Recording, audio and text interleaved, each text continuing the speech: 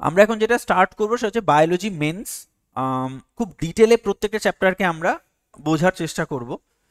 দেখো, প্রথমত যে চ্যাপ্টার সেটা হচ্ছে সেল সাইটোলজি। তো আমরা জানি বায়োলজি শুরুই হয় সেল দিয়ে, কোষ দিয়ে, তাই না?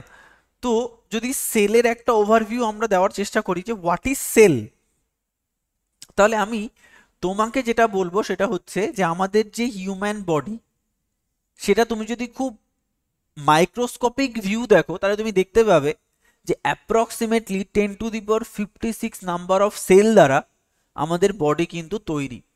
তুমি যেটা স্কিন দেখতে পাচ্ছ, স্কিনে নিউমারাস সেলের কম্পোজিশনে ওই স্কিনটা তৈরি হয়েছে, পাশাপাশি পাশাপাশি সেলগুলো যুক্ত হয়ে একটা স্কিন তৈরি করেছে, পাশাপাশি পাশাপাশি সেলগুলো যুক্ত হয়ে একটা হার্ট তৈরি করেছে, পাশাপাশি পাশাপাশি যুক্ত একটা সেল আই তৈরি করেছে। তার মানে আলটিমেটলি অ্যাটমিক স্ট্রাকচারে যেমন ডাল্টন বলেছেন যে প্রত্যেকটা পদার্থ অ্যাটম দ্বারা তৈরি, তো আমি যদি তার ব্রড ভিউ বলি তাহলে প্রত্যেকটা মানব বা প্রত্যেকটা অ্যানিমেল লাইফ সেল দ্বারা তৈরি। তাহলে সেল কি? সেল হচ্ছে বডির ইউনিট। এই যে 10⁻56 সংখ্যক সেল, এই সেলটাকে তুমি যদি খুব জুম আউট করো যে এই সেলটার মধ্যে কি আছে, তুমি দেখতে পাবে একটা গোলাকার স্ট্রাকচার, এর মধ্যে একটা নিউক্লিয়াস রয়েছে যাকে আমরা বলি ব্রেন অফ সেল। কি বলি আমরা? নিউক্লিয়াস বলি। তো এই নিউক্লিয়াসের আশপাশে যেটা রয়েছে সেটা হচ্ছে সাইটোপ্লাজম। সাইটোপ্লাজম মানে কি? সাইটোপ্লাজম মানে হচ্ছে একটা অর্ধতরল সাবস্টেন্স যার মধ্যে আরো কিছু সেল অর্গানেলি রয়েছে, যেমন চটি জুতোর মতো রয়েছে মাইটোকন্ড্রিয়া।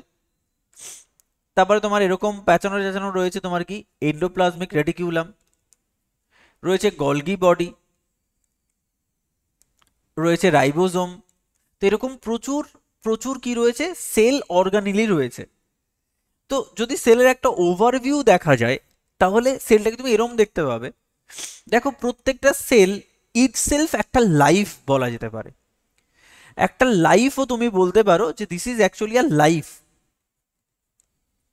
তার মানে এই সেলটাকে তুমি যদি আলাদা করে দেখো তাহলে মনে করো এই সেলই একটা মানুষ। তাহলে একটা মানুষের যেমন একটা ব্রেন থাকে, ব্রেন থাকে, তো এই সেলের সেই ব্রেন হচ্ছে নিউক্লিয়াস।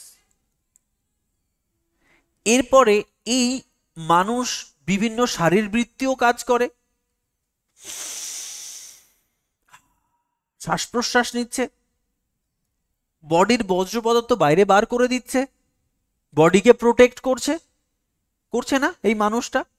তাহলে এই সেলটাও নিজেকে সেইভাবে প্রোটেক্ট করছে। যেমন তুমি যদি মাইটোকন্ড্রিয়া বলো, যেমন আমরা প্রতিদিন খাচ্ছি, খেয়ে কি পাচ্ছি? শক্তি পাচ্ছি, খাবার থেকে শক্তি পাই।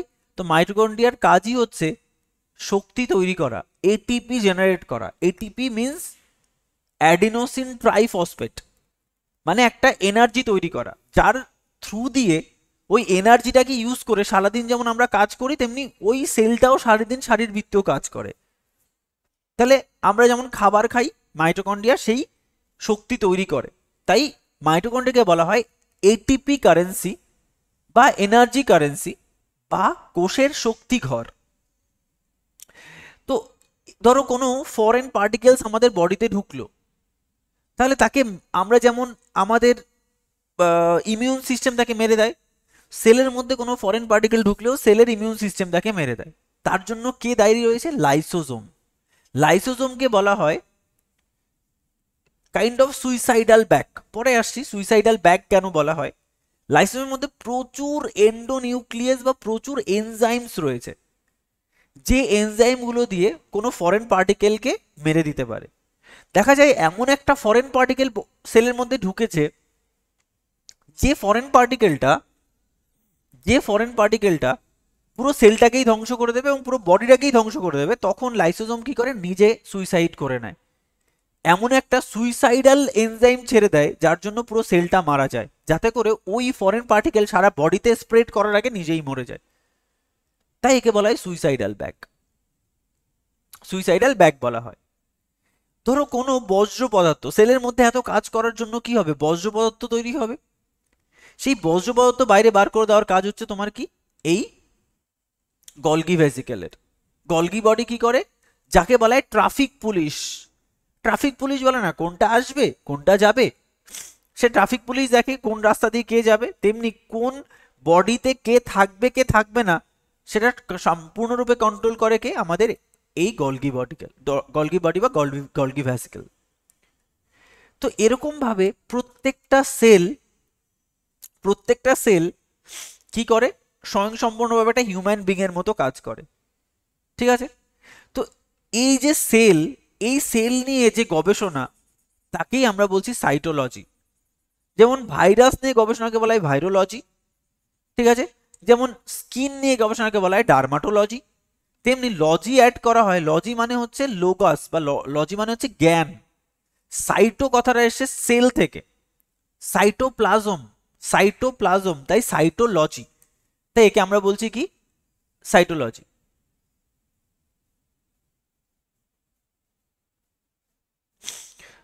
তো একটা জিনিস দেখো, তাহলে সাইটোলজি ব্যাপারটা কি হচ্ছে, সাইটোলজি হচ্ছে দেখো study of form, structure, composition of cell is called cytology, তাহলে সেলের ফর্ম মানে গঠন, স্ট্রাকচার এবং কম্পোজিশন নিয়ে যে বিজ্ঞান আলোচনা করে তাকে বলা হয় cytology.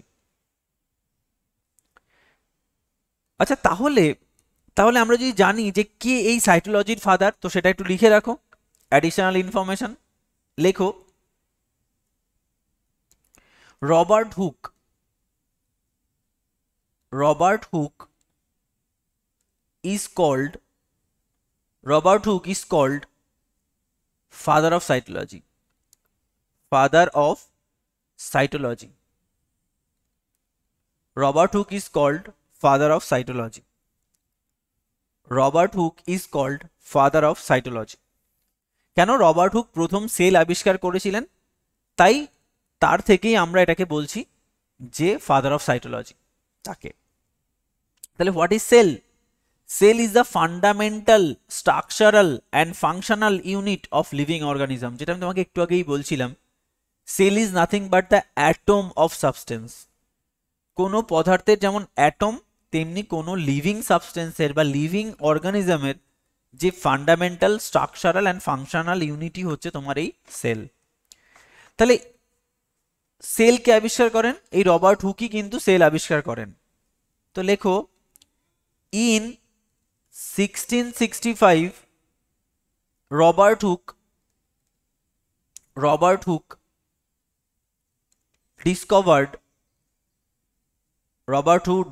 discovered the cell from cork section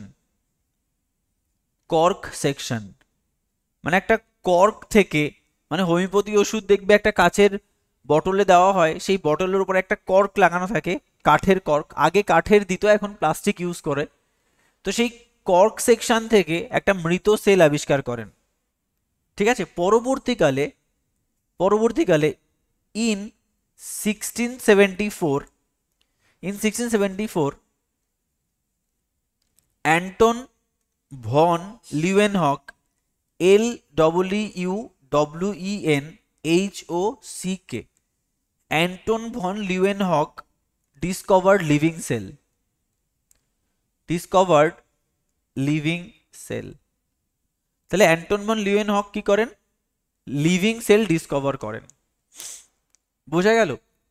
তাহলে এই হচ্ছে তোমার সাইটোলজি অ্যান্ড সেল। নাও আমরা সেলের এবার যত প্রকারের অ্যানালিসিস করা যায় আমরা সেটাকে করার চেষ্টা করছি।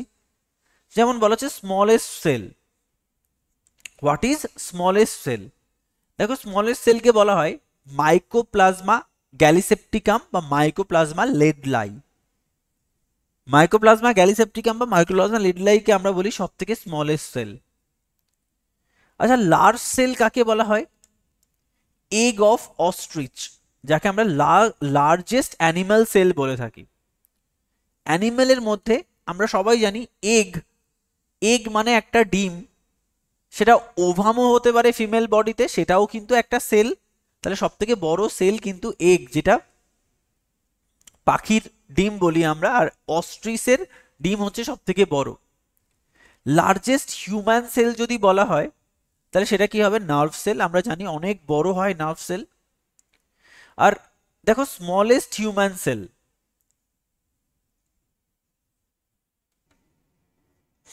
দেখো এটা বেসিক্যালি প্লেটলেটস বলা হতো একটা সময়, পরবর্তীকালে এটা হয়ে গেল স্পাম সেল। Sperm sell. এবার দেখো স্পাম সেল তো শুধুমাত্র মেল বডিতে থাকে, তো এটা এক প্রকারের বায়াসড হয়ে গেল না? সেই জন্য প্লেটলেটসকে বলা হতো। কিন্তু রিসেন্টলি একটা আবিষ্কার হয়েছে যে ব্রেনেরও একটা সেল আছে যেটা স্পাম সেল থেকেও ক্ষুদ্র, বা যেটা বায়াস নয়, প্রত্যেকের বডিতে থাকে মেল এবং ফিমেল। সেটাকে লিখে রাখো, সেটা হচ্ছে গ্রানুলা, GRANULE, বা granule cell of of cerebellum. Granule cell of cerebellum, ঠিক আছে। নেক্সট বলছে লার্জেস্ট ইউনিসেলুলার প্ল্যান্ট সেল হচ্ছে acetabularia. Longest multicellular plant cell হচ্ছে ফাইবার অফ রেমি, রেমি গাছের ফাইবার। আর animal cell visible in naked eye সেটা হচ্ছে এগ। মানে সেল যেটা খালি চোখে দেখা যায় সেটাই হচ্ছে বিভিন্ন পাখি বা সরীসৃপের যে ডিম সেইগুলোকে বলা হচ্ছে। ক্লিয়ার? তাহলে সেল তার সাইজ নিয়ে আমরা যত প্রকারের ইনফরমেশন আছে পড়ার চেষ্টা করলাম। নেক্সট বলা হচ্ছে number of cell in living organism. আচ্ছা, নাম্বার অফ সেল বলতে কোন অর্গানিজমের বডিতে কতগুলো সেল আছে।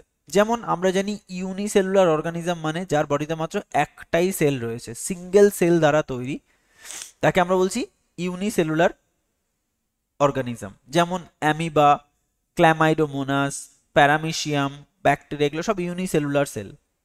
মাল্টিসেলুলার অর্গানিজম কাকে বলা হচ্ছে? যার বডিতে অনেকগুলো সেল থাকে, যেমন ফাঙ্গি, প্ল্যান্টস, অ্যানিম্যাল, এগুলোকে আমরা বলছি মাল্টিসেলুলার অর্গানিজম। আচ্ছা, তাহলে সেল সাইজ জানলাম, নাম্বার অফ সেল জানলাম, এবার সেল থিওরি জানবো। সেল থিওরি মানে কি? সেল থিওরি হচ্ছে যে সেল এবং বডির মধ্যে কি সম্পর্ক। মেইনলি এইটা পরীক্ষায় দিয়েছিল, যে সেল থিওরি কে দিয়েছিলেন? Schwann and Schleiden. Schwann and Schleiden 1839 খ্রিস্টাব্দে এই সেল থিওরিটা দেন। তো সেল থিওরিতে কি বলা হয়েছে? সেল থিওরিতে বলা হয়েছে cell theory states that the body of all organisms are made up of cell. যেটা আমি তোমাকে একটু আগে বললাম যে আমাদের যে কোনো অর্গানিজম তার বডি সেল দ্বারা তৈরি। আর এই সেল হচ্ছে fundamental, structural and functional unit of living organism, যেটা তুমি ডেফিনেশন অফ সেলে গিয়ে পড়েছো এই লাইনটাই। দেখো তাহলে সেল থিওরি মেইনলি কি বলেছে? যে স্ট্রাকচারাল, ফাংশনাল এবং ফান্ডামেন্টাল ইউনিট। দেখো cell theory fail to explain how new cell was performed বা ওয়ার পারফর্মড। সেল থিওরি এটা বলতে পারেনি যে একটা সেল কি করে তৈরি হয়। যেমন আমরা জানি একটা সেল কি করে তৈরি হয়, প্রথমে ডিভিশন হয়। সেল ডিভিশনের প্রসেসটা সোয়ান এবং স্লেইডেন বলতে পারেননি। উনি শুধু বলেছেন যে সেল একটা ফান্ডামেন্টাল, ফাংশনাল এবং structural unit, but how the cell is originated সেটা কিন্তু বলতে পারেনি। তো যদি খুব ভালো করে দেখা যায় যে দেখো সেল থিওরি যেটা এক্সপ্লেন করতে পারেনি সেটা এখানে বলা হয়েছে যে প্রথমে একটা জাইগোট তৈরি হয় কিসের মাধ্যমে? একটা স্পার্ম এবং ওভামের ফিউশনের মাধ্যমে, তাকে আমরা জাইগোট বলি। জাইগোটটা ধীরে ধীরে ধীরে ধীরে কি তৈরি করে? দেখো ব্লাস্টুলা তৈরি করে। দেখো দুটো সেল চারটে সেল তৈরি করে, চারটে সেল থেকে ধীরে ধীরে ধীরে ধীরে 8টা সেল তৈরি করে, ঠিক। সেখান থেকে 16টা সেল তৈরি করে, এবং সেখান থেকে তোমার 64টা সেলওয়ালা একটা স্টেজে পৌঁছায়, যাকে বলা হয় গ্যাস্টুলা বা গ্যাস্টুলা, GASTRULA, গ্যাস্ট্রুলা। তাহলে প্রথমে জাইগোট, মরুলা, ব্লাস্টুলা এবং গ্যাস্টুলা। মরুলা হচ্ছে 4টে সেলওয়ালা স্টেজ, গ্যাস্টুলা হচ্ছে 16টা সেলওয়ালা স্টেজ, এবং গ্যাস্টুলা হচ্ছে 64 সেলওয়ালা স্টেজ। মরুলা, ব্লাস্টুলা অ্যান্ড গ্যাস্টুলা, ঠিক আছে। এবং এই গ্যাস্টুলা হচ্ছে 64টা সেলওয়ালা স্টেজ। তো এবং এরপর থেকেই এই গ্যাস্ট্রুলার স্টেজের পর থেকেই ধীরে ধীরে ধীরে ধীরে বডির পার্টস ফর্মেশন শুরু হয়। গ্যাস্ট্রুলার পর থেকেই বডির পার্ট ফর্মেশন শুরু হয় এবং আলটিমেটলি একটা হিউম্যান বডি তৈরি হয়। ঠিক আছে, তাই বলা হয়েছে zygote, embryo, tissue, organ, system, body, এরকম ভাবে ধীরে ধীরে ধীরে ধীরে একটা ফর্মেশন হয়। আচ্ছা, এই সেল থিওরিকে মডার্ন ওয়েতে রিপ্রেজেন্ট করেছেন কে? তাহলে লিখে রাখো এখানে একটা পয়েন্ট, যে Rudolf, RUDOLF, RUDOLF, Rudolf Virchow, VIRCHOW, Rudolph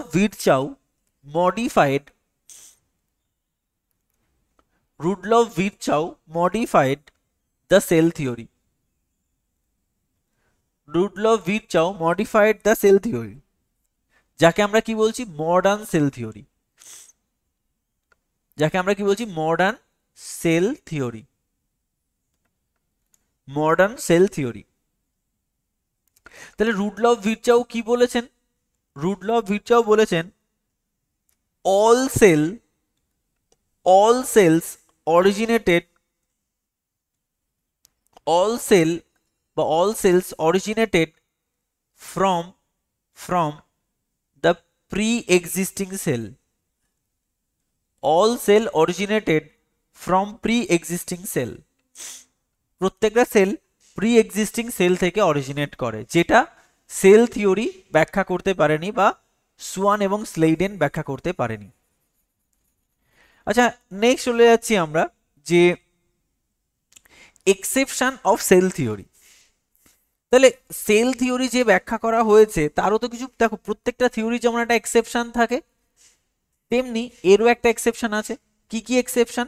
virus, ভাইরাসকে বলা হচ্ছে ভাইরাস একটা লিভিং না নন লিভিং, এটা আজ অব্দি কেউ বলতে পারেনি, কারণ ভাইরাস হোস্ট বডিতে লিভিং আর বাইরে নন লিভিং। তাহলে এটা সেল থিওরির 100% ক্রাইটেরিয়া ফুলফিল করে না, তাহলে এটা একটা এক্সেপশন। তারপরে কিছু সেল আছে যার মধ্যে কোনো কি নেই, নিউক্লিয়াস নেই, তাহলে নিউক্লিয়াস ছাড়া সেল এক্সিস্ট করতে পারে এই ধারণা সোয়ান স্লেইডেনের ছিল না, তাই এদেরকে বলা হয় ইউনিউক্লিয়েটেড সেল। ইনিউক্লিয়েটেড সেল মানে যে সেলে নিউক্লিয়াস নেই সেই ধরনের সেলও আছে, এটা সোয়ান স্লেইডেন ভাবতেও পারেনি। তাহলে this is the exception of cell theory. যেমন প্ল্যান্টের ক্ষেত্রে সাইফ টিউব অফ ফ্লোয়েম, আমরা জানি যে তোমার জাইলেম এবং ফ্লোয়েম যে বান্ডিলস থাকে প্ল্যান্ট বডিতে, তো তার মধ্যে যে ফ্লোয়েমের যে 4টে পার্ট, তার মধ্যে সাইফ টিউবের মধ্যে কোনো নিউক্লিয়াস থাকে না। অ্যানিমেলের ক্ষেত্রে আমরা জানি ম্যাচিওর আরবিসি অফ ম্যামাল, এর ক্ষেত্রে কি থাকে না? নিউক্লিয়াস থাকে না, মানে আরবিসিতে কোনো নিউক্লিয়াস থাকে না, যাদেরকে আমরা ইনিউক্লিয়েটেড সেল বলি। এরও একটা এক্সেপশন আছে, যে একমাত্র ম্যামাল ক্যামেল যার ম্যাচিওর আরবিসিতে নিউক্লিয়াস থাকে। This is the exceptional. দেখো মাল্টি নিউক্লিয়েটেড সেল, এনরা কখনো ভাবতেই পারেননি যে একটা সেলের মধ্যে অনেকগুলো নিউক্লিয়াসও থাকতে পারে। যেমন ভাবতে পারেনি ভাইরাস সম্পর্কে, যেমন ভাবতে পারেনি যে কোনো সেলের মধ্যে নিউক্লিয়াস থাকে না, আবার এটাও ভাবতে পারেনি যে একটা সেলের মধ্যে এতগুলো নিউক্লিয়াস থাকতে পারে। যেমন প্ল্যান্টের ক্ষেত্রে ভাউচেরিয়া, আর অ্যানিম্যালের ক্ষেত্রে ওপালিনা। এই যে তোমার অ্যানিম্যালগুলো বা প্ল্যান্টগুলো, এদের মধ্যে একটা সেলের মধ্যে অনেকগুলো নিউক্লিয়াস থাকতে পারে। ক্লিয়ার? এবার চলে যাচ্ছি টাইপস অফ সেল। সেল কত প্রকারের? 2 প্রকারের, একটাকে আমরা বলছি প্রোক্যারিওটিক সেল, একটাকে বলছি আমরা ইউক্যারিওটিক সেল। আচ্ছা, প্রোক্যারিওটিক সেল মানে বেসিক্যালি প্রথমে আমরা চলে যাব সেল সাইজে। প্রথমত চলে যাব সেল সাইজে। দেখো প্রোক্যারিওটিক সেল স্মলার হয়, ইউক্যারিওটিক সেল লার্জার হয়। ইউক্যারিওটিক সেল মানে হচ্ছে উন্নত সেল, আর প্রোক্যারিওটিক সেল মানে অনুন্নত সেল। অনুন্নত সেল। আচ্ছা, ডিএনএ যদি দেখা যায়, তাহলে প্রোক্যারিওটিক সেলের ডিএনএ সার্কুলার ডিএনএ, ঠিক আছে, লাইজ ইন সাইটোপ্লাজম। তাহলে দেখো এদের যে সেল, তুমি যদি খুব ঠান্ডাভাবে দেখো, এদের সেলে আলাদা করে নিউক্লিয়াস থাকে না। নিউক্লিয়াসের মধ্যে আমরা কি জানি? ডিএনএ থাকে। তাহলে এদের নিউক্লিয়াস না থাকার জন্য এদের ডিএনএ কোথায় থাকে? এদের ডিএনএ বাইরে সাইটোপ্লাজমের উপর ঘুরে বেড়ায়, এবং এদের এদের ডিএনএটা অনেকটা গোলাকার শেপের হয়ে থাকে, ঠিক আছে। বাট এদের ডিএনএ কে বলা হয় লিনিয়ার শেপ, যেটা আমরা ডিএনএ এর স্ট্রাকচার জানি এরকম ভাবে দেখতে যেটা হয়, সেটা হচ্ছে এদের মেইনলি লিনিয়ার শেপ, কারণ এদের বেসিক্যালি উন্নত সেল এরা। লাইজ ইন নিউক্লিয়াস, যেটা আমি তোমাকে বললাম যে নিউক্লিয়াসের মধ্যে যদি থাকে তাহলে সেটা উন্নত সেল হবে। অর্গানেলি, যেটা প্রথমেই বলছিলাম একটা সেলের মধ্যে অনেক ধরনের অর্গানেলি থাকে, যেমন দেখো endoplasmic reticulum, mitochondria, Golgi apparatus, centrosome, এগুলো থাকে না, কিন্তু এদের মধ্যে থাকে mitochondria, centrosome, lysosome, endoplasmic reticulum, অনেক ধরনের সেল অর্গানেলি থাকে। রাইবোজোম এই সেল অর্গানেলি একটা স্পেশাল সেল অর্গানেলি হচ্ছে রাইবোজোম, যেটা এখানেও থাকে, যেটা এখানেও থাকে। তো রাইবোজোম সেল অর্গানেলি ছাড়া কোনো সেল সার্ভাইভই করবে না। কেন? রাইবোজোমকে বলা হয় প্রোটিন ফ্যাক্টরি। রাইবোজোমকে কি বলা হয়? Protein factory. তো মানে প্রোটিন তৈরি করা। তাহলে এদের রাইবোজোমটা অনুন্নত, বলতে পারো এটা এক প্রকারের রান্নাঘর বলতে পারো, ছোটখাটো। তাহলে এদের রান্নাঘরটা ছোট, এদের রান্নাঘরটা বড়। 70S রাইবোজোম, যার দুটো সাব ইউনিট থাকে 50 অ্যান্ড 30। তো 30টা 50-র মধ্যে ওভারল্যাপিং থাকে, সেই জন্য এই যে পোর্শনটা, এই পোর্শনটা হচ্ছে ওভারল্যাপিং পোর্শন, তার জন্য 30 + 50 যোগ করলে হয় 80। বাট 10 ওভারল্যাপিং থাকার জন্য, 10% ওভারল্যাপিং থাকার জন্য দেখা যায় যে এদের আলটিমেটলি কত 70S হচ্ছে। সেম 60-40-র যোগফল 100 না হয়ে 80 হয়েছে কেন? 20% ওভারল্যাপিং থাকে, তাই এদের রান্নাঘরটা অনেক ভালো, এদের রান্নাঘরটা একটু অনুন্নত। দেখো সেল সাইকেল, শর্টার ডিউরেশন, লঙ্গার ডিউরেশন, মানে অল্প সময়ের মধ্যে সেল ডিভাইড করে যায়, রুল না মেনে, অত রুলফুল মানামানির সিন নেই এদের। কিন্তু এরা কি হয়, এরা সম্পূর্ণ রুল মেনে অনেক সময় ধরে আলটিমেটলি একটা সেল ডিভাইড করে, যাতে করে কোনো সেলকে আমরা কম বেশি দেব না। ধরো এরকমটা যদি হয় যে একটা পরিবারের দুটো সন্তান, ঠিক আছে, একজনকে বেশি খাবার দেওয়া হচ্ছে, একজনকে কম খাবার দেওয়া হচ্ছে, এটা হচ্ছে কাইন্ড অফ প্রোক্যারিওটিক সেল। কিন্তু একটা বাড়িতে দুটো সন্তান, সময় নিয়ে মা ডিভাইড করছে যে না দুজনই সমান খাবার খাবে, তো এটা হচ্ছে তোমার, তাই বলা হচ্ছে কি সেল সাইকেল, মানে আলটিমেটলি একটা সেল ডিভাইড করে দুটো সেল হওয়ার প্রসেসকে বলা হয় সেল সাইকেল। এবং this is a repeated cycle, shorter টাইমে হয়, লঙ্গার টাইমে হয়। আচ্ছা, কিছু ইম্পর্টেন্ট ইনফরমেশন লিখে রাখো। লেখো cell wall is absent, cell wall is absent in animal. Cell wall is absent in animal বা animal cell করো, but present in plant cell. In plant cell cell wall is absent in animal cell but present in plant cell. Plant cell A cell wall থাকে, মানে sell মেমব্রেনের বাইরেও একটা layer থাকে যাকে আমরা বলছি সেল ওয়াল, যেটা কেবলমাত্র মাথায় রাখবে প্ল্যান্ট সেলে থাকে, অ্যানিমাল সেলে কিন্তু থাকে না। 2 number point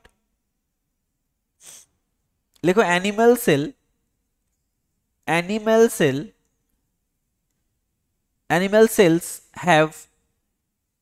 have lysosomes, centriole, centriole.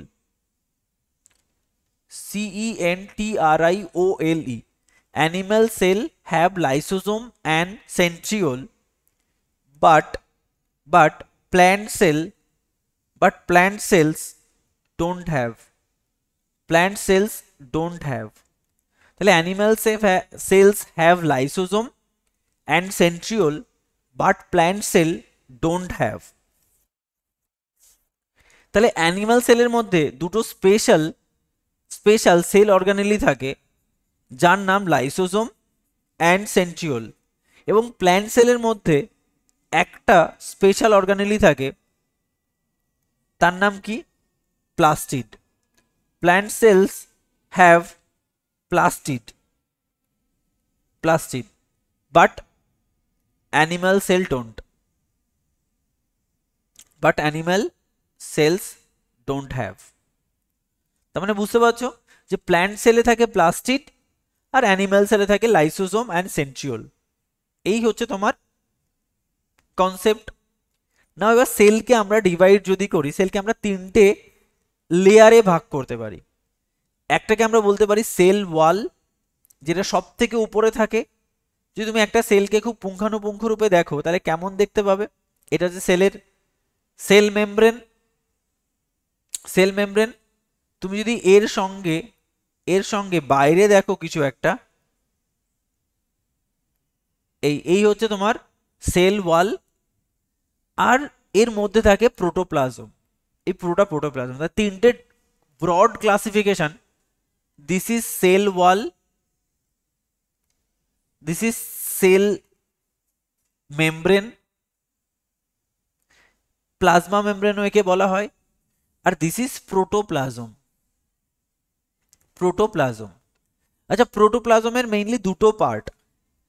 এর মধ্যে যদি তুমি আরেকটা দেখো যাকে আমরা বলি নিউক্লিয়াস, দিস ইজ নিউক্লিয়াস। তাহলে প্রোটোপ্লাজমকে দুটো ভাগে ভাগ করতে পারি, একটা হচ্ছে নিউক্লিয়ার পার্ট আর একটা হচ্ছে তোমার সাইটোপ্লাজম। তাহলে সাইটোপ্লাজম অ্যান্ড নিউক্লিয়াস। আচ্ছা এই নিউক্লিয়াসের মধ্যে চারটে জিনিস থাকে। নিউক্লিয়াসকে তুমি বাইরে বার করে নিয়ে আসলে দেখতে পাবে দিস ইজ নিউক্লিয়ার মেমব্রেন। নিউক্লিয়াসের একটা মেমব্রেন আছে। নিউক্লিয়াসের মধ্যে থাকে একটু এরকম দানা দানা সাবস্টেন্স যাকে আমরা বলি নিউক্লিয়ার রেটিকিউলাম। নিউক্লিয়াসের মধ্যেও একটা প্লাজম থাকে যাকে আমরা বলি নিউক্লিওপ্লাজম।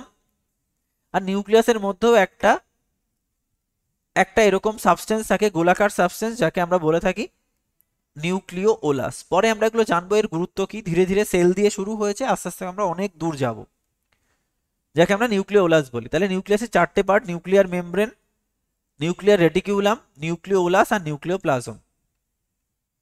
আর সাইটোপ্লাজমকে কটা ভাগে ভাগ করতে পারি? সাইটোপ্লাজমে মেইনলি থাকে সেল অর্গানেলি, মানে নিউক্লিয়াসের মতোই অন্যান্য সেল অর্গানেলি থাকে, যাকে বলে কোষ অঙ্গাণু। তাকে কি বলা হয়? কোষ অঙ্গাণু, সেল অর্গানেলি।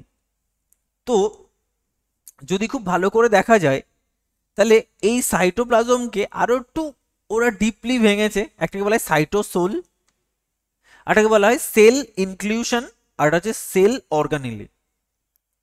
আচ্ছা দেখো, cytosol, cell organelle and cell inclusion, তাহলে এই ব্যাপারগুলো কি আমাকে একটু বুঝতে হবে, তাই না? দেখো বেসিক্যালি এই যে আমার অর্ধতরল সাবস্টেন্সটা রয়েছে, মনে করো এটাকে আমি বাইরে বার করে নিয়ে আসলাম নিউক্লিয়াসকে ছেড়ে, তাহলে এটা হচ্ছে আমার কি সেই সাইটোপ্লাজম, যার থেকে আমার নিউক্লিয়াসটাকে আমি কি করলাম বাইরে বার করে নিলাম। তাহলে এর মধ্যে কি পড়ে রয়েছে?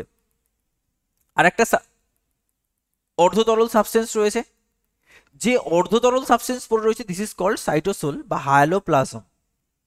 আচ্ছা এর মধ্যে বিভিন্ন সেল অর্গানেলি রয়েছে, মাইটোকন্ড্রিয়া, তোমার গলগি বডি, এন্ডোপ্লাজমিক রেটিকিউলাম, তাই না? সেইগুলোকে আমরা বলছি সেল অর্গানেলি।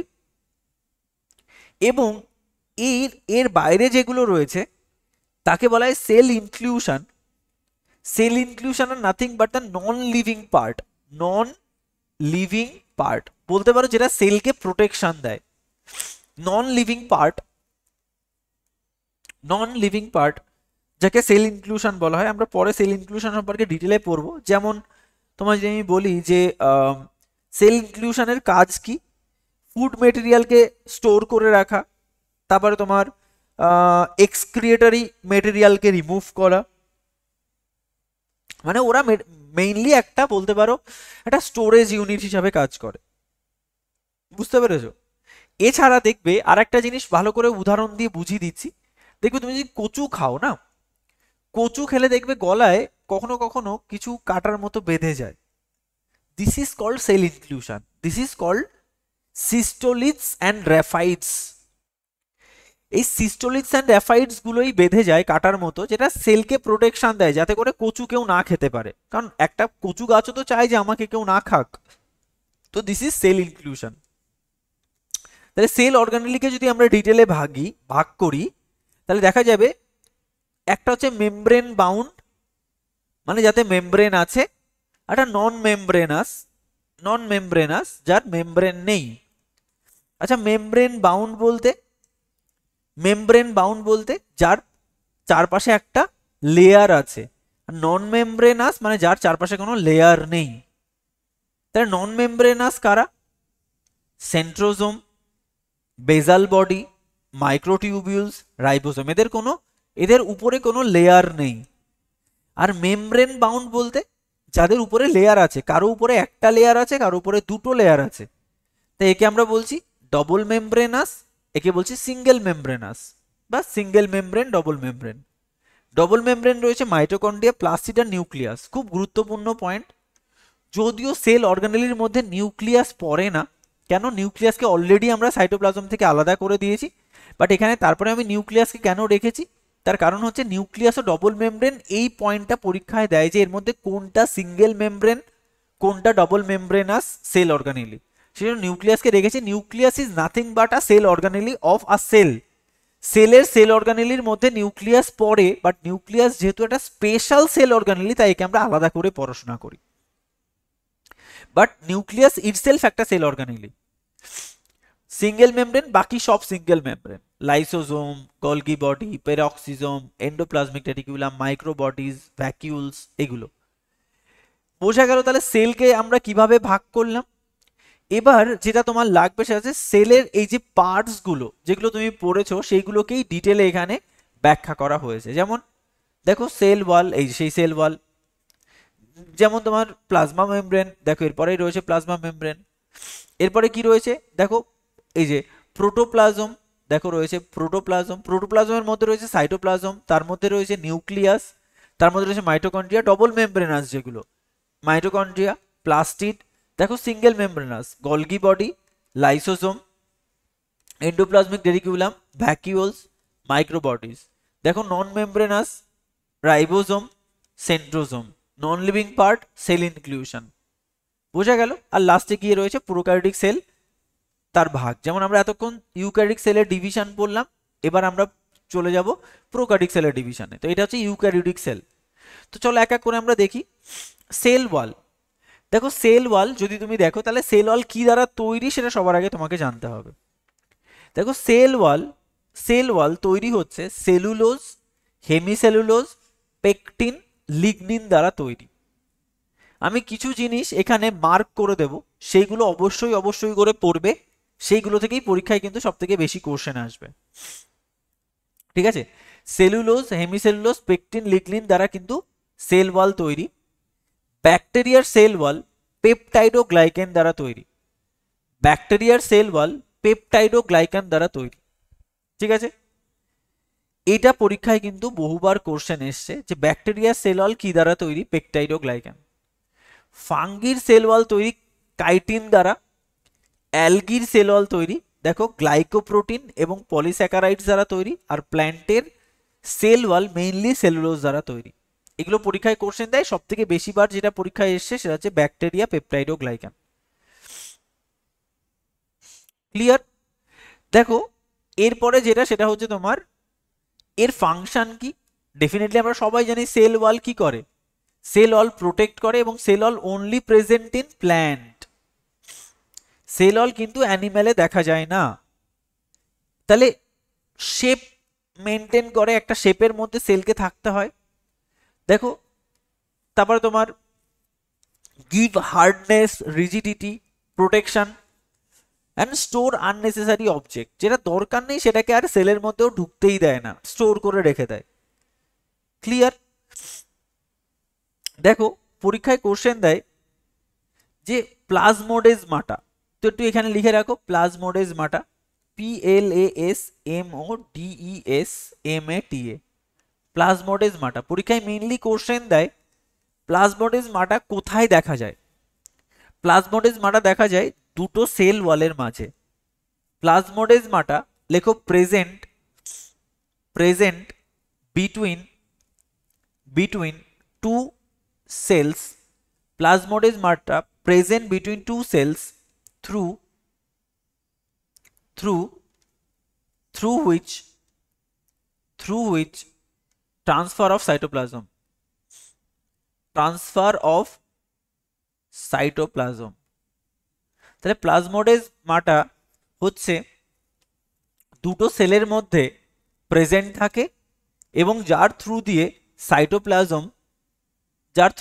সাইটোপ্লাজম ট্রান্সফার হয় from one cell to another.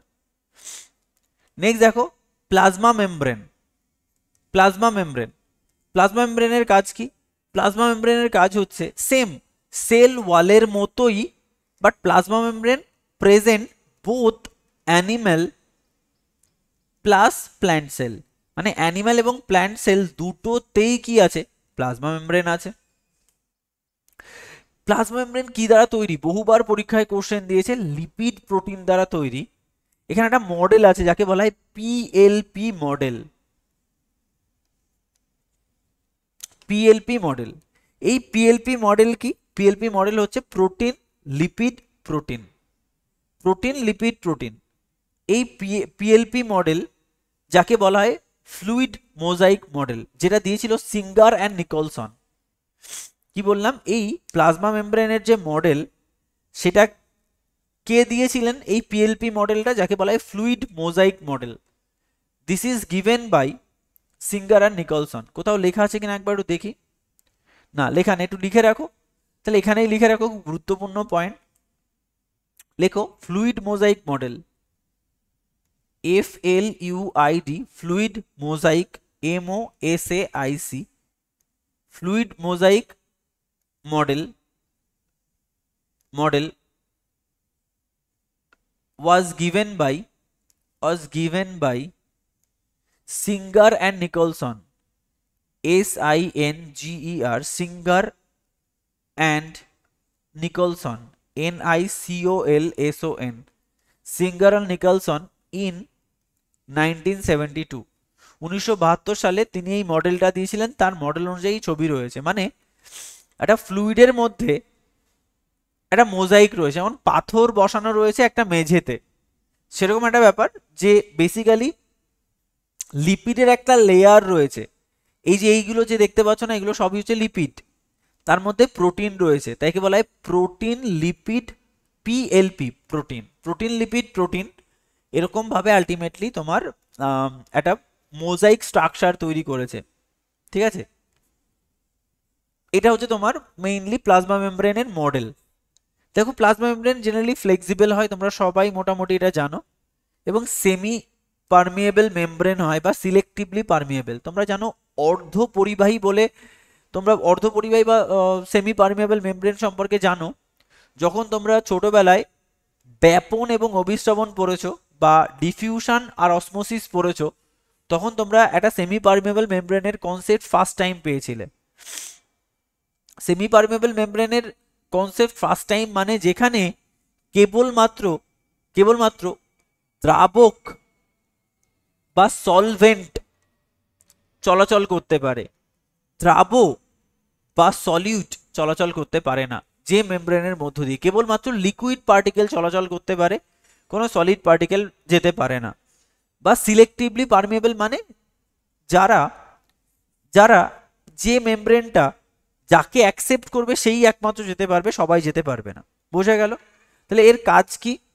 দেখো এর কাজ হচ্ছে promotion of osmosis and diffusion. দেখো যেটা আমি তোমাকে একটু আগেই বলছিলাম, অসমোসিস এবং ডিফিউশন, ব্যাপন এবং অভিস্রবণ। দেখো প্রোটেকশন অফ সেল, হ্যাঁ ডেফিনেটলি প্ল্যান্ট সেলে ডবল প্রোটেকশন হয়, একটা হচ্ছে সেল ওয়াল দ্বারা প্রোটেকশন হয়, সেল মেমব্রেন দ্বারা প্রোটেকশন হয়, কিন্তু অ্যানিমাল সেলে কেবলমাত্র প্লাজমা মেমব্রেন দ্বারাই সেলের প্রোটেকশন হয়। এবং এই যে অনেক প্রকারের সেল অর্গানেলি রয়েছে, সেল অর্গানেলি যেগুলো কিন্তু সেল প্লাজমা মেমব্রেন থেকে তৈরি হয়। ঠিক আছে, বিভিন্ন ধরনের আয়ন, অর্গানিক মলিকিউলস, এইগুলো কিন্তু প্লাজমা মেমব্রেনের থ্রু দিয়ে পাস করে। এবং এখানে একটা জিনিস বলছে যে it allows the cell to engulf food and other substance, যাকে বলি আমরা এন্ডোসাইটোসিস। দেখো বেসিক্যালি আমরা যদি অ্যামিবার কনটেক্সে দেখি, অ্যামিবার একটাই সেল, তাহলে একটা সেলের লাস্টে যেটা রয়েছে বা আপসাইডে যেটা রয়েছে সেটা সেল মেমব্রেন। আচ্ছা যেটা সেল মেমব্রেন না, তাহলে সেল মেমব্রেন কি করে জানো? ও কোনো একটা অ্যামিবা যখন অন্য কোনো একটা সাবস্টেন্সকে এনগালফ করতে চায় তখন সেল মেমব্রেনের প্রোট্রুশন দেখা যায়, এরকম ভাবে হাত বাড়িয়ে ওই পদার্থটাকে ক্যাপচার করে। দিস ইজ কল্ড এন্ডোসাইটোসিস, ভেতরে নিয়ে নেওয়া। এ অনেক রকম বলে, পিনোসাইটোসিস, ফ্যাগোসাইটোসিস, অনেক কিছু আছে এরকম। সলিড পার্টিকেলকে গ্রহণ করাকে বলা হয় ফ্যাগোসাইটোসিস, আর লিকুইড সাবস্টেন্সকে গ্রহণ করাকে বলা হয় পিনোসাইটোসিস। ঠিক আছে, এইগুলো তোমার এখানে রয়েছে। নেক্সট চলে যাচ্ছি প্রোটোপ্লাজম। আচ্ছা, what do you mean by protoplasm? Protoplasm মানে হচ্ছে এই যে বাকি যে পোর্শনটা, সেলের মেইন যে পোর্শনটা, সেটাই হচ্ছে প্রোটোপ্লাজম। প্রোটোপ্লাজম কি, প্রেজেন্ট কোথায় প্রোটোপ্লাজম সেটাকে একবার দেখি আমরা। দেখো, এ মেইনলি কোলয়েডাল সাবস্টেন্স দ্বারা তৈরি, ঠিক আছে, যার দুটো পার্টস, একটা সাইটোপ্লাজম আর একটা নিউক্লিয়াস। তা আমরা একটু আগেই দেখেছি এটা, এটা নিয়ে খুব একটা মাথা খারাপ করার দরকার নেই। এর যে main part, this is cytoplasm.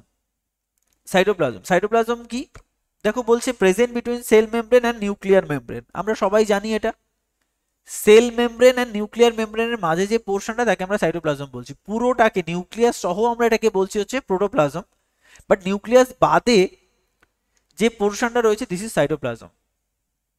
তাহলে present between cell membrane and nuclear membrane. দেখো, it promotes the site for major metabolic functions. হ্যাঁ, সেলের ম্যাক্সিমাম, সেল মেমব্রেনের সেল অর্গানেলি যেহেতু এখানে রয়েছে, সেই জন্য ম্যাক্সিমাম মেটাবলিক ফাংশনটা কোথায় হয়, এই সেলের এই পোর্শনেই হয়, সেলের এই জায়গাটাই হয়, সাইটোপ্লাজমের মধ্যেই ম্যাক্সিমাম মেটাবলিক রিয়াকশনস গুলো হয়ে থাকে। তাই নেক্সট দেখো, নেক্সট চলে আছে নিউক্লিয়াস। দেখো, নিউক্লিয়াস কি, মেড আপ অফ, নিউক্লিয়াস আমরা জানি চারটে জিনিস দ্বারা তৈরি: nuclear membrane, nucleoplasm, nuclear reticulum, nucleolus, যার মধ্যে ডিএনএ রয়েছে, জেনেটিক মেটেরিয়ালস রয়েছে, আরএনএ রয়েছে, আরএনএ, ডিএনএ, এই সমস্ত কিছু এখানে রয়েছে। তো দেখো এখানে কি বলছে, regulate the cellular function by genes of DNA. এই ডিএনএ এর মধ্যে যে জিন রয়েছে বা জিনের মধ্যে যে ডিএনএ রয়েছে, সেইগুলো দিয়ে আলটিমেটলি কি করে, এ প্যারেন্টাল জেনারেশন থেকে ক্যারেক্টার অফস্প্রিং জেনারেশনে ট্রান্সফার করে। এর মেইন ফাংশন কি, দেখো, main function of nucleus synthesis. দেখো, আরআরএনএ, এটা হচ্ছে নিউক্লিওলাস, যেটা আমি তোমাকে বললাম না, একটা নিউক্লিয়াসের মধ্যেও একটা এরকম একটা গোলাকার সাবস্টেন্স থাকে, যেটা আমি যখন তোমাদের নিউক্লিয়াস নিয়ে বলছিলাম তখন দেখো বললাম না এখানে একটা গোলাকার সাবস্টেন্স থাকবে। তো সেই গোলাকার সাবস্টেন্সটাকে আমরা কি বলি, নিউক্লিওলাস, যেখান থেকে আরআরএনএ তৈরি হয়। আরএনএ তিন রকমের হয়ে থাকে: এমআরএনএ যাকে আমরা বলি মেসেঞ্জার আরএনএ, আরআরএনএ যাকে আমরা বলি রাইবোজোমাল আরএনএ, আর টিআরএনএ যাকে বলা হয় ট্রান্সফার আরএনএ। তো এর মধ্যে সবথেকে ইম্পর্টেন্ট আরএনএ হচ্ছে আরআরএনএ, রাইবোজোমাল আরএনএ। যে রাইবোজোমাল আরএনএটা মেইনলি সিনথেসিস হয় কোথা থেকে, এই নিউক্লিওলাস থেকে হয়। বোঝা গেল? মাইটোকন্ড্রিয়া কি বলছে, দেখো মাইটোকন্ড্রিয়া হচ্ছে, দেখো এটা দুটো মেমব্রেনাস, সেটা তো আমরা অবশ্যই জানি, তাই একে ডবল মেমব্রেনাস বলা হচ্ছে। টু লাইপোপ্রোটিন মেমব্রেন লেয়ার রয়েছে। এর দুটো মেমব্রেনকে যদি খুব ভালো করে দেখা যায়, দেখো এটাকে বলা হয় আউটার মেমব্রেন, আর এই যে দেখো আঙুলের মতো এক একটা জিনিস বেরিয়ে আসছে না, এটাকে বলা হয় ইনার মেমব্রেন। তাহলে ইনার মেমব্রেন দেখো এরকম ভাবে গিয়ে একটা প্রোট্রুশন তৈরি করেছে ভেতরে, একটা ডিভিশন তৈরি করেছে, দেখো তাই একটা ডিভিশন তৈরি হয়েছে না এখানে এরকম ভাবে, এটা কিন্তু ইনার মেমব্রেনের জন্যই হয়েছে। তো এই যে প্রোট্রুশন, ফিঙ্গার লাইক যে প্রোট্রুশন আমরা দেখতে পাচ্ছি, এটাকে আমরা কি বলছি, এটাকে আমরা বলছি ক্রিস্টি। ক্রিস্টি, দেখো এই কোনো ক্রিস্টির ওপরে বা ম্যাক্সিমাম ক্রিস্টির ওপরে দেখো কালো কালো কালো কালো গোলাকার কিছু সাবস্টেন্স রয়েছে, যাকে আমরা বলি F0F1 পার্টিকেল, বা যাকে বলি আমরা অক্সিজোম পার্টিকেল বা অক্সিজোম পার্টিকেল, যেটা প্রেজেন্ট তোমার ইনার মেমব্রেন অফ মাইটোকন্ড্রিয়া। খুব গুরুত্বপূর্ণ পয়েন্ট, F0F1 পার্টিকেল বা অক্সিজোম কোথায় থাকে, এই অক্সিজোমের মেইন কাজ কি, রেসপিরেশন, সেলুলার রেসপিরেশনকে কন্ট্রোল করা। আমরা পড়েছি না, রেসপিরেশন মাইটোকন্ড্রিয়াতে হয়ে থাকে। এই রেসপিরেশন কে কন্ট্রোল করে? এই F0 F1 পার্টিকেলই কন্ট্রোল করে। দেখো inner chamber contains DNA, RNA, ribosome ETC. তাহলে মাইটোকন্ড্রিয়ার মধ্যেও কিন্তু ডিএনএ থাকে। তো পরীক্ষায় কোশ্চেন দেবে যে নিউক্লিয়াস ছাড়াও অন্য কোন অর্গানেলই রয়েছে যার মধ্যে ডিএনএ প্রেজেন্ট। অ্যান্সার কি হবে? মাইটোকন্ড্রিয়া। Answer mitochondria. ঠিক আছে, দেখো নেক্সট কি বলছে, এ প্রমোট সেলুলার রেসপিরেশন, যেটা আমি তোমায় বলছিলাম cellular respiration was done by oxysome. তাহলে এখানে লিখে রাখো অক্সিজোম। তাহলে অক্সিজোমই মেইনলি এই সেলুলার রেসপিরেশন করে থাকে। এটিপি সিনথেসিস করে বলে একে আমরা বলি powerhouse. Next plastid, only present in plant cell, যেটা তোমাকে আমি একটু আগেই বললাম। প্লাস্টিড 3 প্রকারের হয়ে থাকে। দেখো ক্লোরোপ্লাস্ট, ক্রোমোপ্লাস্ট, লিউকোপ্লাস্ট। দেখো ক্লোরোপ্লাস্টের কাজ কি? ক্লোরোপ্লাস্টের কাজ হচ্ছে কন্টেন ক্লোরোফিল। আর ক্লোরোফিল কি করে? ফটোসিনথেসিস করে। তাহলে ক্লোরোপ্লাস্টে ক্লোরোফিল থাকার জন্য ফটোসিনথেসিস হয়ে থাকে ক্লোরোপ্লাস্টে। দেখো ক্রোম মানে হচ্ছে কালার, গুগল ক্রোম বলে না? তাহলে যে ধরো কোনো একটা ফুল গ্রিন কালারের, কোনো একটা ফুল তোমার হলুদ কালারের, কোনো একটা ফুল রেড কালারের, দিস ইজ দ্য ক্রোম। এটা জেনারেলি তোমার এই ক্রোমোপ্লাস্ট মেনটেন করে। আর লিউকোপ্লাস্ট মেইনলি কাজ করে কি? স্টোরিং অফ ফুড, মানে ফুডকে স্টোর করার জন্য লিউকোপ্লাস্টের দরকার হয়। বোঝা গেল পুরো জিনিসটা? দেখো starch is stored in amyloplast. যেমন এই যে আমাদের যে তৈরি করা খাবার, মানে যেটা ক্লোরোপ্লাস্ট তৈরি করে, দিস ইজ স্টার্চ। আমরা সবাই জানি যে গ্লুকোজ থেকে এক অণু জল বেরিয়ে গিয়ে স্টার্চে কনভার্ট হয়। এই স্টার্চ অ্যামাইলোপ্লাস্টের মধ্যে সঞ্চিত থাকে। তাহলে amyloplast is nothing but a leucoplast. তাহলে অ্যামাইলোপ্লাস্ট নামক লিউকোপ্লাস্টের মধ্যে ক্লোরোফিলের তৈরি গ্লুকোজ, সেখান থেকে এক অণু জল বেরিয়ে গিয়ে যে স্টার্চ তৈরি হয় সেটা সঞ্চিত থাকে। তাহলে এই যে লেখা রয়েছে amyloplast is a type of leucoplast. Clear সবার কাছে? ঠিক আছে। আচ্ছা এই যে নিউক্লিয়াস, না নিউক্লিয়াসটা কে আবিষ্কার করেন এটা পরীক্ষায় কোশ্চেন দেয়, তো এখানে একটা পয়েন্ট লিখে রাখো তো। Nucleus is discovered by Robert Brown. Robert Brown. Nucleus is discovered by Robert Brown. ঠিক আছে। নেক্সট দেখো সিঙ্গেল মেমব্রেন। আচ্ছা সিঙ্গেল মেমব্রেন মানে যার একটা মেমব্রেন রয়েছে, লাইক গলগি বডি। দেখো গলগি বডি কি? গলগি বডি এরকম দেখতে হয়। এগুলোকে কি বলা হয়? সিস্টার্নি বা স্যাক, ফ্ল্যাট স্যাক থাকে। দেখো এগুলো কি একটা স্যাক না? এর মধ্যে থাকে টিউবিউলস এবং ভ্যাকিউলস। দেখো এই যে বিভিন্ন শেপের যে জিনিসগুলো রয়েছে, এইগুলোকে 3টে নাম। দেখো একটা হচ্ছে বড় শেপ, এই যে একটা স্ট্রাকচার, এই একটা স্ট্রাকচার, 3টে জিনিস দ্বারা তৈরি হয়, সিস্টার্নি, টিউবিউলস এবং ভ্যাকিউলস। বলছে from lysosome acrosome and peroxisome in sperm. না এখানে একটু সেন্টেন্সটা ভুল হয়ে গেছে। দেখো ফ্রম লাইসোজোম বেসিক্যালি কি বলতো, লাইসোজোম থেকে কি তৈরি হয়? অ্যাক্রোজোম তৈরি হয়। অ্যাক্রোজোম তৈরি হয়। কোথায় অ্যাক্রোজোম? স্পাম। দেখো বেসিক্যালি তুমি যেটা স্পামকে দেখো, তাহলে একটা স্পামের একটা হেড থাকে আর একটা টেল থাকে, তাই? আর তার একটা বডি থাকে, তো এই যে স্পামের এর মাথায় একটা ক্যাপ থাকে, যে ক্যাপের মধ্যে প্রচুর হায়ালুরোনিডেজ এনজাইম থাকে। এই যে cap, this cap is called acrosome. তাহলে অ্যাক্রোজোম অফ স্পাম এটা মেইনলি লাইসোজোম থেকে তৈরি হয়। ঠিক আছে।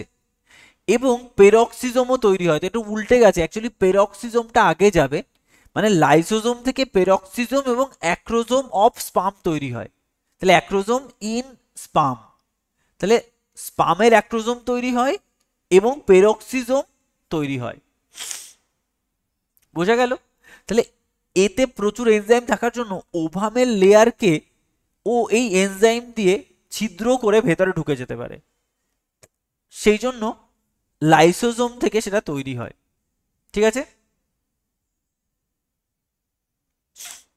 নেক্সট দেখো, নেক্সট হচ্ছে carry out processing of protein generated in ER. দেখো এরা কি করে, এরা যে এন্ডোপ্লাজমিক রেডিকিউলাম থেকে যে প্রোটিন তৈরি হয় সেই প্রোটিনকে ক্যারি করে। বললাম না ট্রাফিক পুলিশ বলা হয়, কাকে নেবে কাকে ক্যারি করবে, মানে ব্যাগেজের মতো। Helps in secretion of cell. Cell কি হয় আলটিমেটলি তোমার সেলের বিভিন্ন সিক্রেশন কিছু বাইরে বার করে দেওয়ার জন্য তৈরি হয়। দেখো বেসিক্যালি তাহলে গলগি বডি থেকে লাইসোজোম তৈরি হয়, অ্যাক্রোজোম অফ স্পাম তৈরি হয়, আর পেরক্সিজোম তৈরি হয়। ঠিক আছে, দেখো এই লাইসোজোম থেকে আবার অ্যাক্রোজোম ইন স্পাম তৈরি হয়, মানে বলা যেতে পারে গলগি বডি লাইসোজোম এবং অ্যাক্রোজোম ইন স্পাম তৈরিতে সাহায্য করে, পুরো ডিটেলে যদি বলা হয় তাই। লাইসোজোমকে যদি দেখা যায়, দেখো লাইসোজোম কি, প্রচুর হায়ালোরেনিডেজ এনজাইম বা অটোলাইটিক এনজাইম থাকে, যার জন্য কি সুইসাইডাল ব্যাকও বলা হয়। সুইসাইডাল ব্যাক কেন বলা হয়, কোনো কারণে সেলে যদি কোনো ফরেন পার্টিকেল থাকে তাহলে তাকে ধ্বংস করে দেওয়ার ক্ষমতা লাইসোজোমের রয়েছে। দেখো promotes both intracellular and extracellular digestion, মানে যেটা সেলের বাইরে আছে তাকেও মেরে দেওয়ার ক্ষমতা রাখে, যেটা সেলের মধ্যে রয়েছে তাকেও মেরে দেওয়ার ক্ষমতা রাখে। This is called intracellular and extracellular digestion. Digestion মানে খাওয়া অ্যাকচুয়ালি, মানে তাকে নিউট্রালাইজ করার কাজই হচ্ছে লাইসোজোমের। দেখো সেলকে, দেখো সেলকে কি করে দিতে পারে, ভেঙে দিতে পারে, মানে যারা ডেড সেল তাকে মেরে দেয়, বা যেগুলো অনেক বয়স্ক সেল তাকে ভেঙে দেয়, মানে সেলকে নষ্ট করে দেয় এই লাইসোজোম তার এনজাইম দিয়ে। এবং ডিফেন্স সিস্টেমে একটা বিরাট বড় ভূমিকা পালন করে এই লাইসোজোম। ঠিক আছে, নেক্সট হচ্ছে এন্ডোপ্লাজমিক রেডিকিউলাম। দেখো endoplasmic রেডিকিউলাম it is of two type, one is ACR, another is RER. ACR মানে smooth endoplasmic reticulum, আর হচ্ছে রাফ এন্ডোপ্লাজমিক রেডিকুলাম। দেখো যে এন্ডোপ্লাজমিক রেডিকুলামের গায়ে এই গুড়ি গুড়ি জিনিসপত্র নেই তাকে আমরা বলি স্মুথ এন্ডোপ্লাজমিক রেডিকুলাম, আর যার গায়ে দেখো গুড়ি গুড়ি রয়েছে তাকে বলি রাফ। যার লেয়ারটা রাফ তাকে আমরা বলি রাফ এন্ডোপ্লাজমিক রেডিকুলাম, আর যার লেয়ারটা মসৃণ তাকে বলি স্মুথ এন্ডোপ্লাজমিক রেডিকুলাম।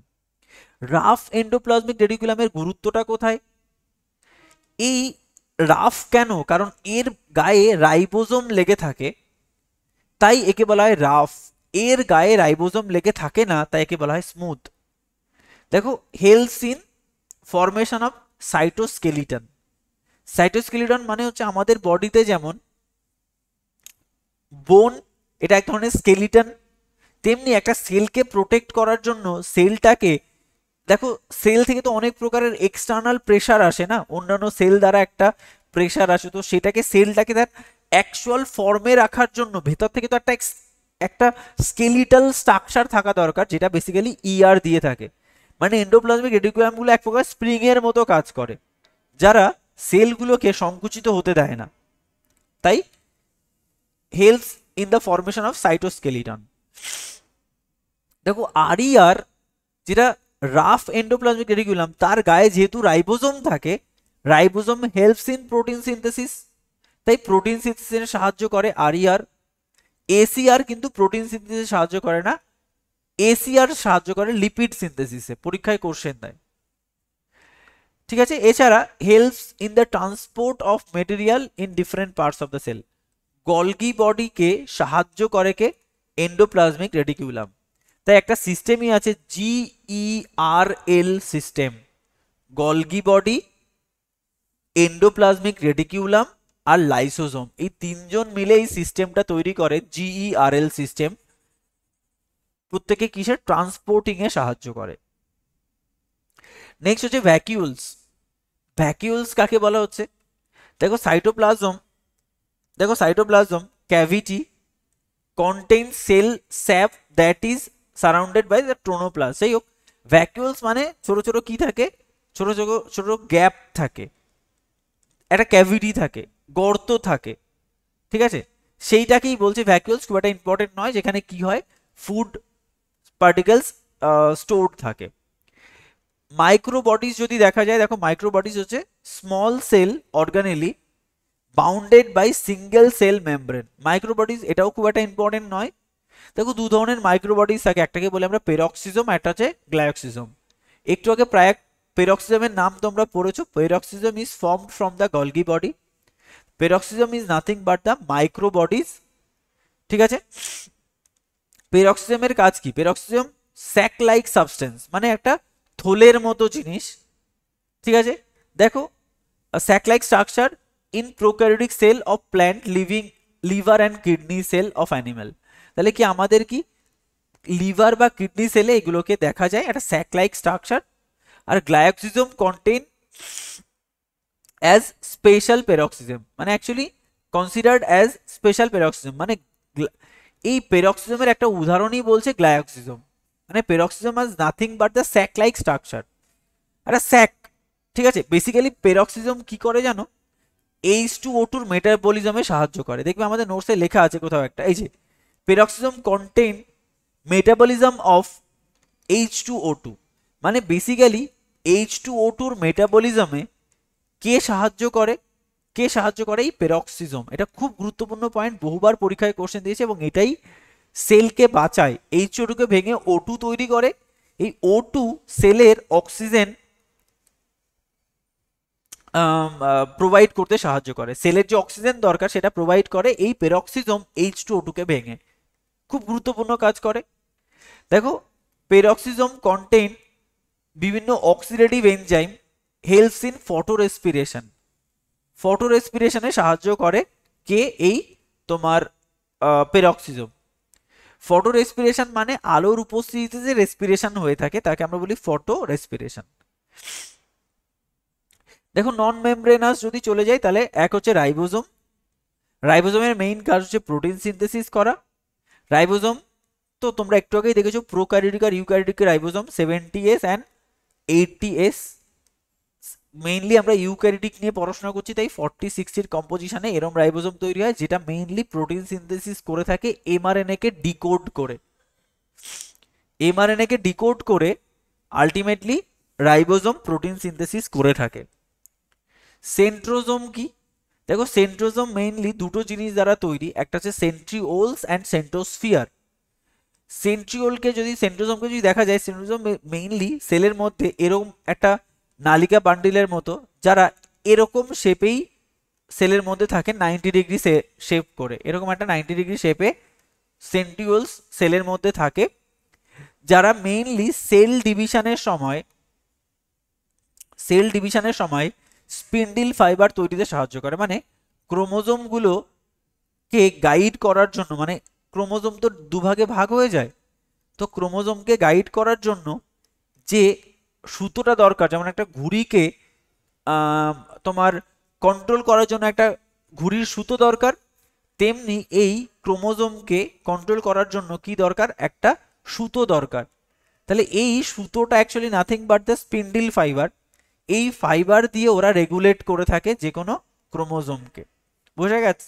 আমরা দেখবে সেল ডিভিশন যখন পড়বো তখন স্পিন্ডিল ফাইবার আরো ডিটেলে ক্লিয়ার হবে।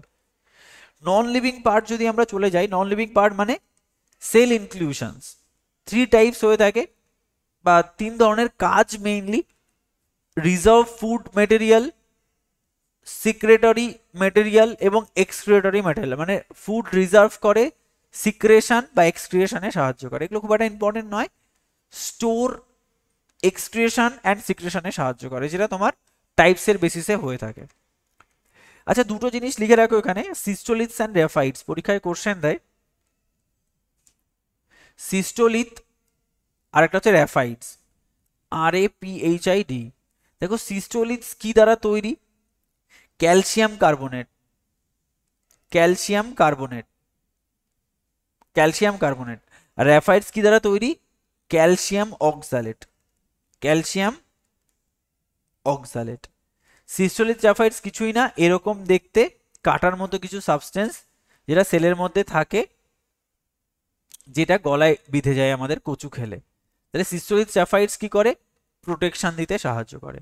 আচ্ছা, প্রোকার্ডিক সেলের যদি আমরা ক্লাসিফিকেশন দেখি, একই রকম অনেকটা, cell wall, plasma membrane, protoplasm. প্রোটোপ্লাজমের মধ্যে নিউক্লিওয়েড থাকে, অ্যাকচুয়ালি নিউক্লিয়াস তো এদের থাকে না, যাকে আমরা প্রিমিটিভ নিউক্লিয়াস বলে থাকি। আর সাইটোপ্লাজম জেলি লাইক ম্যাটার, যার মধ্যে রাইবোজোম থাকে, মেসোজোম থাকে, ক্রোমাটোফোর থাকে, ফ্লাজেলা থাকে। দেখো, ফ্লাজেলা মেইনলি লোকোমোটরি অর্গান হিসাবে কাজ করে, বহুবার পরীক্ষায় কোশ্চেন দিয়েছে। ক্রোমাটোফোর ফটোসিনথেটিক অর্গান, মানে যারা খাবার তৈরিতে সাহায্য করে। মেসোজোম প্রচণ্ডভাবে ইম্পর্টেন্ট, পরীক্ষায় কোশ্চেন দেয়। প্রোকার্ডিক সেলের মেসোজোম রেসপিরেটরি অর্গান হিসাবে কাজ করে, যেহেতু মাইটোকন্ড্রিয়া নেই, যেহেতু প্লাস্টিড নেই, তো প্লাস্টিড এর কমপ্লিমেন্টারি হিসাবে ক্রোমাটোফোর কাজ করে, মাইটোকন্ড্রিয়ার কমপ্লিমেন্টারি হিসাবে মেসোজোম কাজ করে, রাইবোজোম আমাদের রাইবোজোমের কমপ্লিমেন্টারি হিসেবে কাজ করে প্রোটিন সিনথেসিস, আর ফ্লাজেলা কি মুভমেন্টে সাহায্য করে। আচ্ছা, টুক করে দু একটা পয়েন্ট একটু লিখে রাখো তো এখানে, যেখানে তুমি ফাঁকা পাবে সেখানেই লিখে রাখো, এখানে লিখে রাখো যেখানে ফাঁকা পাচ্ছ। লেখো কিছু জিনিস, যে কিছু সেল অর্গানকে আমরা বিভিন্ন নামে ডেকে থাকি, যেমন লেখো প্রোটোপ্লাজম, ফটাফট লেখো প্রোটোপ্লাজম। প্রোটোপ্লাজমকে আমরা কি বলে থাকি? ফিজিক্যাল বেসিস অফ লাইফ, জীবনের ভৌত ভিত্তি, ফিজিক্যাল বেসিস অফ লাইফ। আমরা প্রোটোপ্লাজমকে কি বলে থাকি? ফিজিক্যাল বেসিস অফ লাইফ, জীবনের ভৌত ভিত্তি। নেক্সট, নিউক্লিয়াস, নিউক্লিয়াসকে আমরা কি বলে থাকি? ব্রেন অফ সেল, নিউক্লিয়াসকে আমরা বলে থাকি brain of cell. Next, Golgi body, Golgi বডিকে আমরা বলে থাকি traffic police of cell, traffic police of cell. Next, vacuole, ভ্যাকিউলকে আমরা বলে থাকি store house of cell, store house of cell. Next, ribosome, রাইবোজোমকে আমরা বলে থাকি protein factory, protein factory of the cell. মাইটোকন্ড্রিয়াকে বলে থাকি, মাইটোকন্ড্রিয়াকে আমরা বলে থাকি power house of the cell, power house of cell, বা এটিপি কারেন্সি বা এনার্জি কারেন্সি। লাইসোজোম, তাকে আমরা বলে থাকি suicidal bag, SUICIDAL, suicidal bag. And last লেখো পেরক্সিজম, পেরক্সিজম PEROXYSOME, যাকে আমরা বলি safety valve, safety valve. Pressure কুকারে যেমন সেফটি ভালভ থাকে, ওই পেরক্সিজমের কাজ কি? H2O2 মেটাবলিজম, অক্সিজেন তৈরি করা। তাহলে সেফটি দিয়ে থাকেন আমাদের, অক্সিজেন না হলে তো আমরা যে কোনো সময় ডেথ হয়ে যাবে, তাই সেফটি ভালভ হিসাবে কাজ করে। তো এই হচ্ছে আমার পুরো একটা চ্যাপ্টার, পুরো মেন্সের জন্য আমরা রেডি করেছি, এবং আস্তে আস্তে করে পরও দেখবে এর বাইরে আর সায়েন্স থাকবে না। এই পড়লেই তোমার কম্পিটিটিভ এক্সামের যে কোনো সায়েন্সের পার্ট ক্লিয়ার হয়ে যাবে, যেটা আমরা মেন্সের জন্য রেডি করি। ঠিক আছে, তো রেকর্ডিংস অফ করে দিচ্ছি।